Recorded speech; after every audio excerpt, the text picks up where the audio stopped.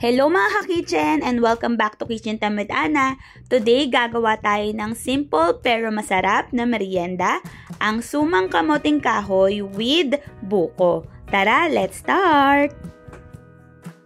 So una, balatan muna natin ang 1 kilong kamoting kahoy.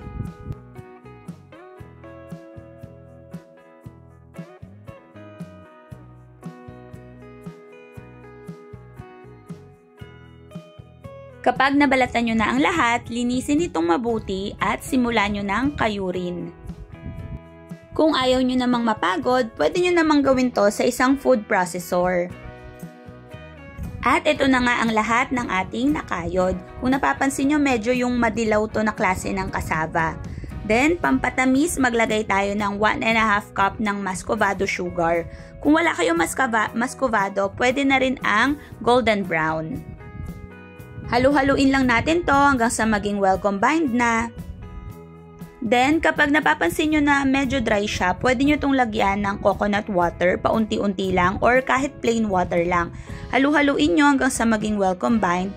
Dagdagan nyo pa kung kinakailangan pa sa palagay ninyo. Ayaw din natin na masyado siyang watery. Ang gusto lang natin magkaroon siya ng konting moisture para hindi naman dry ito kapag atin nang niluto. So overall, nasa around 1/3 cup lang yung dinagdag ko na coconut water. And mga ka-kitchen, case-to-case basis ito ha. Pwedeng hindi na kayo maglagay kung matubig yung mabili ninyong cassava. Naglagay lang din ako ng konting asin para mag-balance yung ating lasa. Ngayon, pwede na nating ilagay yung kinayod na buko or young coconut. Paghalu-haluin lang natin to hanggang sa maging well combined na rin. Yung iba, ginagawa nila tong palaman na lang sa gitna, pero ako gusto ko siyang nakahalo sa mismong kamoting kahoy. So, kung ano yung mas prefer ninyo mga ka-kitchen, pwede naman.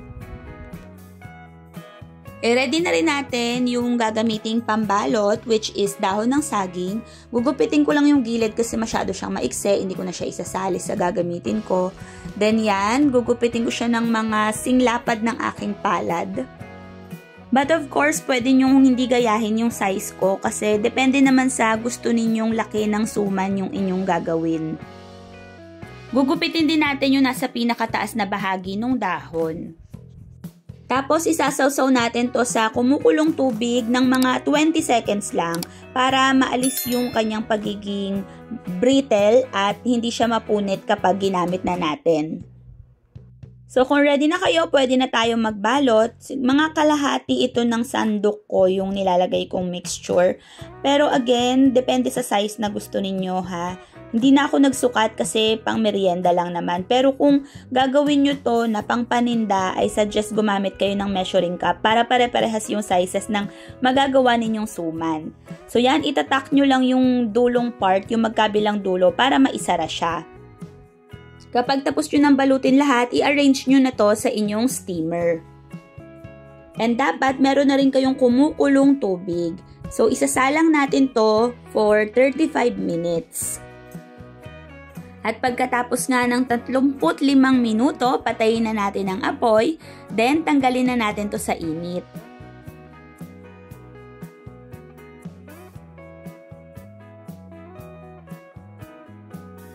Maghintay lang tayo ng mga ilang minuto para mapalamig natin to, then pwede na natin tong i-enjoy.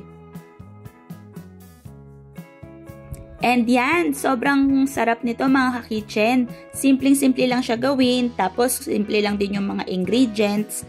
Sakto lang yung tamis niya and medyo makunat din. Perfecto pang merienda or kahit pang almusal habang mainit-init pa. So sana matry nyo to mga ka-kitchen. See you next time. Thank you for watching!